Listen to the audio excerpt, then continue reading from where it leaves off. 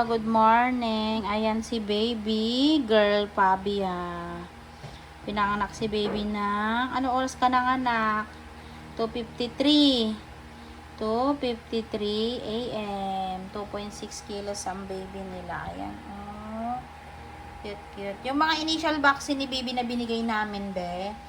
Ilalagay natin yun sa ano niya, ha? Sa baby book niya, no? Yung Hepa B, Vitamin K, BCG. Meron, bakit? Paano yung mga vaccine ni baby mo pag walang baby book? Nakalagay lang po siya. Dati po sa pangalan ko nakalagay lang po sa may bandito. Ngayon, wala na. Una po. Yung na po siya po ako nakain. Kailangan, mayroon yun kasi kung ipagpapatuloy niya sa health center yung bakuna ni baby, Opo, at least alam nila, oo, hanapin. Kaya kailangan yun, no? Ayan, si baby, 2.6 kilos siya. Ayan, cute, cute niya. Ang pink ng kanyang bibig. Ayan. Nakaraos na sila ni mother. Ayan. Karaos na.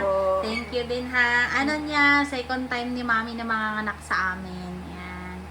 Salamat sa pangalawang pagtitiwala mo, Kanina ma'am. lang ako pumunta ng anak. Oo Ay, nga kahapon. Kanina lang siya pumunta kasi may sakit-sakit na hindi nagtuloy-tuloy ni. Opo. Ngayong madaling araw, bumalik na si mami para makaraos. Opo. Ayan. Thank you, ma'am. Thank you po. Congrats. Salamat sa pangalawang pagtitiwala mo sa paanakan namin. Ayan.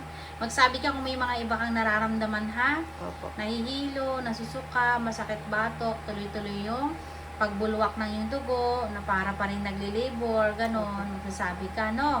Naninikip ang dibdib, nahirapang huminga, no? Opo. Mag-stay ka naman dito within 24 hours bago kayo umuwi ni baby mo, ha? Sige po. Tapos ipapawell baby rin natin si baby mo, ha? Opo. Ayan, thank Thank you you. po.